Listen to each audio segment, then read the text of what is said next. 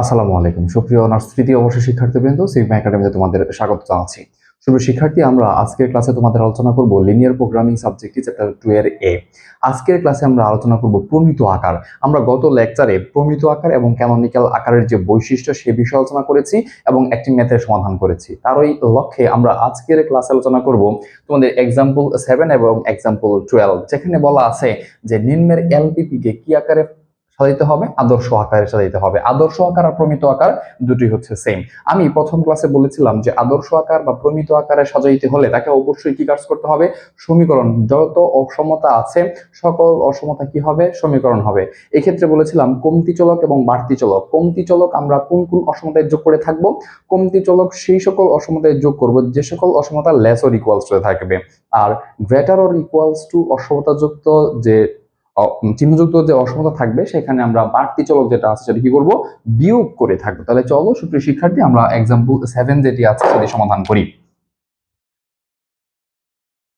Example 7 এখানে বলা আছে যে গরিষ্ঠকরণ। আচ্ছা, তাহলে গরিষ্ঠকরণ যদি দেওয়া থাকে এভাবেই থাকবে, এরকম চেঞ্জ হবে না প্রমিত আকারের ক্ষেত্রে। Okay fine. তাহলে এখন দেখো তো শর্ত সমূহের ক্ষেত্রে প্রথম যে শর্ত আছে সেটা কি, গ্রেটার অর ইকুয়ালস টু যুক্ত চিহ্ন মানে অসমতাযুক্ত চিহ্নযুক্ত অসমতা। তাহলে এই প্রথম অসমতায় আমাদের কি কাজ করতে হবে, বাড়তি চলক বিয়োগ করতে হবে যথাক্রমে দ্বিতীয়, তৃতীয় এবং চতুর্থ। এই যে দ্বিতীয়, তৃতীয় এবং চতুর্থ এই তিনটা অসমতাতে কি কাজ করতে হবে, আমার কমতি চলক যোগ করতে হবে, আর প্রথম অসমতায় বাড়তি চলক বিয়োগ করতে হবে। সুপ্রিয় শিক্ষার্থী, এখানে দেখো এই যে অসমতাটি আছে এই অসমতাটিতে x2 আছে, হ্যাঁ। তাহলে আর কি নেই, x1 নেই, এটাতে সম্ভবত x2 হবে, x3 হবে না, যেহেতু এখানে x1 এবং x2 চলক দুটি আমাদের বইয়ে একটু ভুল দেওয়া আছে যতটুকু আমি বুঝতে পারছি। হ্যাঁ, এটা তোমাদের বইয়ে একটু কারেকশন করে নেবে। এক্সাম্পল 7 এ x2 x3 দেয়া আছে, যেটি হবে 2x2। Okay fine. এবার দেখো এইটাতে আমাদের কি অভাব আছে, 0 ইনটু x1। ক্লিয়ার? ফাইন। তাহলে চলো আমরা লিখবো যে প্রথম অসমতায় কি নিব আমরা, বাড়তি চলক s1, বাড়তি চলক s1 এবং দ্বিতীয়, তৃতীয় ও চতুর্থ অসমতায় কি নিব আমরা, অসমতায় কমতি চলক যথাক্রমে, জায়গাটা মুছে দিচ্ছি, হ্যাঁ,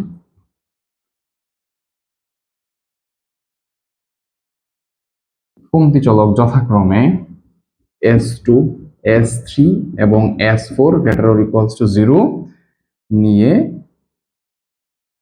আদর্শ আকারে পাই। কি আকার, আদর্শ আকারে পাই। ওকে, তাহলে গরিষ্ঠকরণ এটি এভাবেই থাকবে।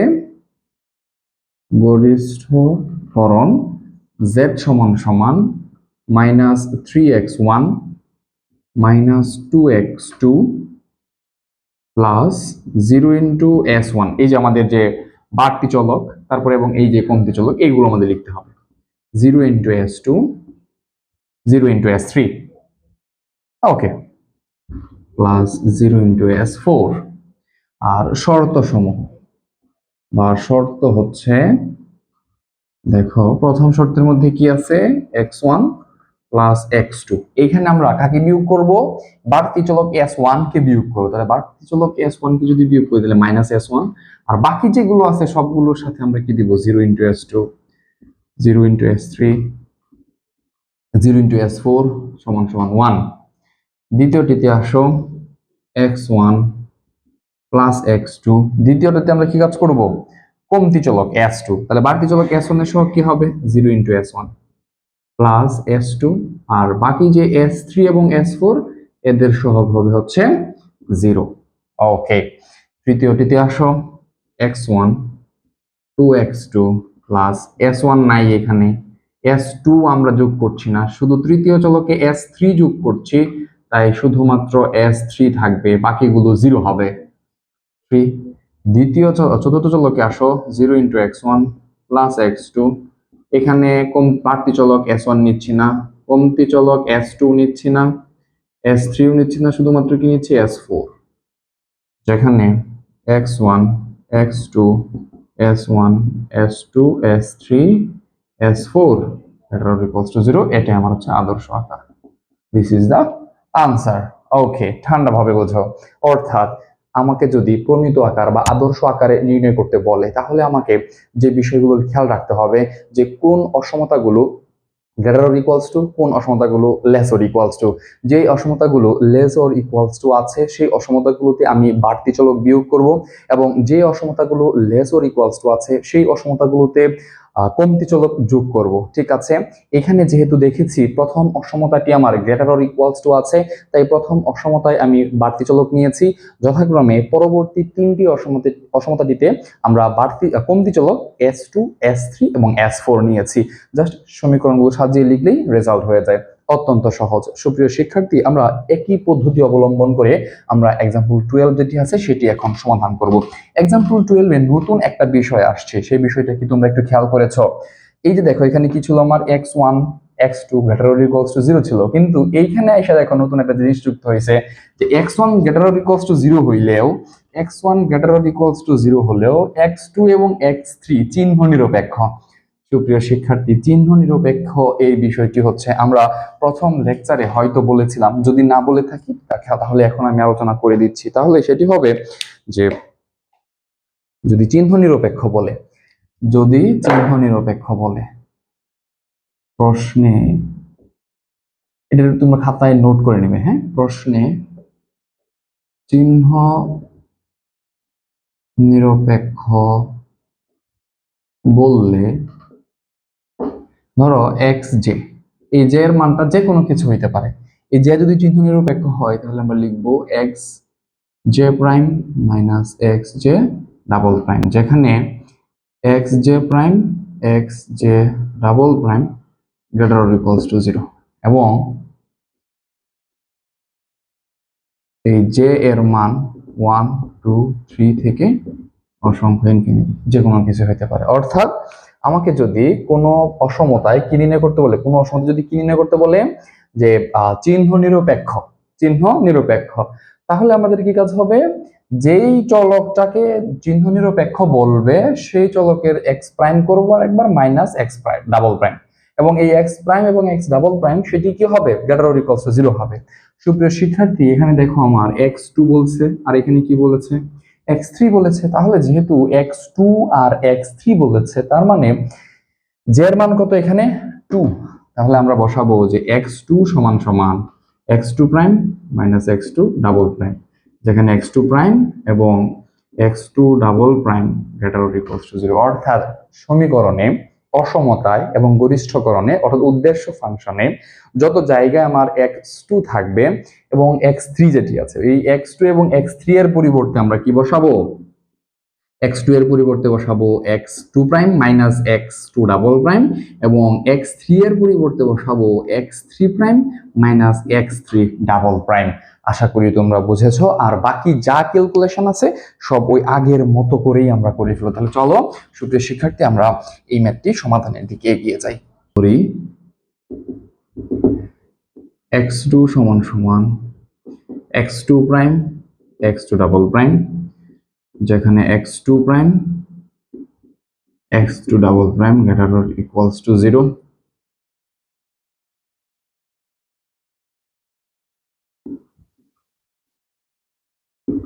এবং x3 সমান x3 prime minus x3 double prime, যেখানে x3 prime comma x3 double prime greater or equals to 0। ওকে, কাজ শেষ। এবার দেখো কোন কোন অসমতাগুলো আমার লেস অর ইকুয়ালস টু, কোন কোন অসমতাগুলো গ্রেটার অর ইকুয়ালস টু সেটি খুঁজে বের করা। তৃতীয় অসমতা গ্রেটার অর ইকুয়ালস টু, প্রথম এবং দ্বিতীয় অসমতা যথাক্রমে লেস অর ইকুয়ালস টু। তাহলে সুপ্রিয় শিক্ষার্থী, তুমি বলো তো যে লেস অর ইকুয়ালস টু থাকলে আমরা কি কাজ করি, লেস অর ইকুয়ালস টু থাকলে কমতি চলক যোগ করি, আর যদি গ্রেটার অর ইকুয়ালস টু থাকে বাড়তি চলক বিয়োগ করি। তাহলে প্রথম এবং দ্বিতীয় অসমতায় কমতি চলক যথাক্রমে s1 এবং s2 নেওয়া লাগবে, আর তৃতীয় অসমতায় বাড়তি চলক s3 বিয়োগ করতে হবে। চলো লিখি যে প্রথম ও দ্বিতীয় অসমতায়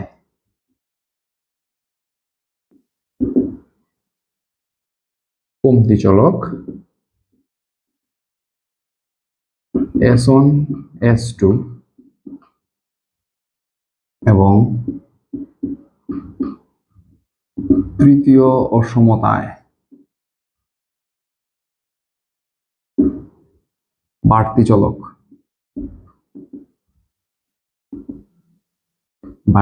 কত নিব বলো? তৃতীয় অসমতায় বাড়তি চলক S3 নিয়ে প্রমিত আকারে বলছে না এটা? হ্যাঁ, নিয়ে প্রমিত আকারে পাই।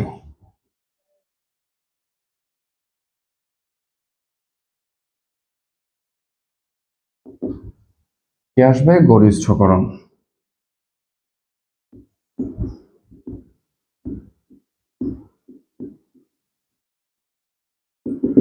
গরিষ্ঠকরণে z সমান সমান দেখো 3x1 প্লাস এই যে x2 আছে, x2 এর পরিবর্তে কি বসাবো? x2 prime minus x2 prime double prime, 2 into x2 prime x2 double prime plus এই x3 এর পরিবর্তে কি বসাবো? x3 prime minus x3 double prime. Okay, এবার কমতি আর বাড়তি চলক যেগুলো আছে এগুলোকে 0 দিয়ে গুণ করে সহগ আকারে লিখে দিব। তাহলে 0 into S1, 0 into S2, 0 into S3। শর্ত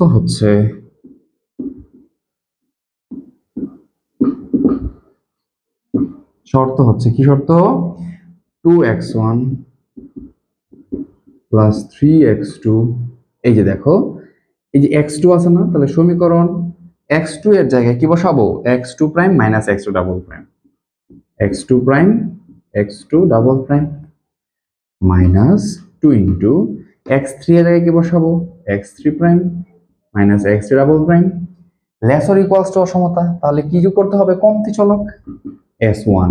বাকি যেগুলো সেগুলো নিয়ে কাজ করছি না, সুতরাং 0 ইন্টু দিয়ে কাজ করে দেব। 40 4x1 মাইনাস 2 ইন্টু x2, তাহলে x2 জায়গায় কি বসবে? x2 prime x3 double prime plus x3 এর জায়গায় বসবে x3 prime minus x3 double prime. এটা যেহেতু লেস অর ইকুয়ালস টু কমতি চলক, আমরা S2 নিচ্ছি। হ্যাঁ, তাহলে S2 বাকি যেগুলো আছে সেগুলোকে 0 দিয়ে গুণ করে দিব। ওকে, সেম ভাবে x1 মাইনাস 5, x2 এর জায়গায় কি বসবে? x2 prime x double prime 6 into x3 prime x3 double prime. Okay, plus দেখো 0 into S1, 0 into S2 minus S3, কারণ বাড়তি চলক নিচ্ছি, সমান সমান 2, যেখানে x1 x2 prime x2 double prime x3 prime x3 double prime S1 S2 S3 greater or equals to 0। এটাই আমার রেজাল্ট।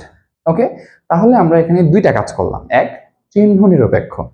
তাহলে চিহ্ন নিরপেক্ষ হলে যে চলকটি চিহ্ন নিরপেক্ষ হবে সেই চলকের প্রাইম এবং ডাবল প্রাইম বিয়োগ করব, এবং কমতি চলক এবং বাড়তি চলক একইভাবে গ্রেটার অর ইকুয়ালস টু চিহ্নযুক্ত অসমতায় বাড়তি চলক বিয়োগ করব, লেস অর ইকুয়ালস টু অসমতার চিহ্নযুক্ত অসমতায় আমরা বাড়তি চলক কমতি চলক যোগ করব। ওকে, এগুলো আবার গ্রেটার অর ইকুয়ালস টু 0 হবে। এই যে এভাবে লিখে দিলাম। ক্লিয়ার? আশা করি বুঝতে পারছো। সুপ্রিয় শিক্ষার্থী, একেবারে হুবহু সেম প্রসিডিউর মেনটেন করে তোমাদের SW থাকবে এক্সাম্পল 13 এবং 15। আমরা আগামী ক্লাসে এই অধ্যায়ের ক্যানোনিক্যাল ফরম্যাট নিয়ে আলোচনা করব। তাহলে চ্যাপ্টার 2 এর কমপ্লিট হবে। পরবর্তী ক্লাসের প্রত্যাশায় এখানেই বিদায় নিচ্ছি। আল্লাহ হাফেজ।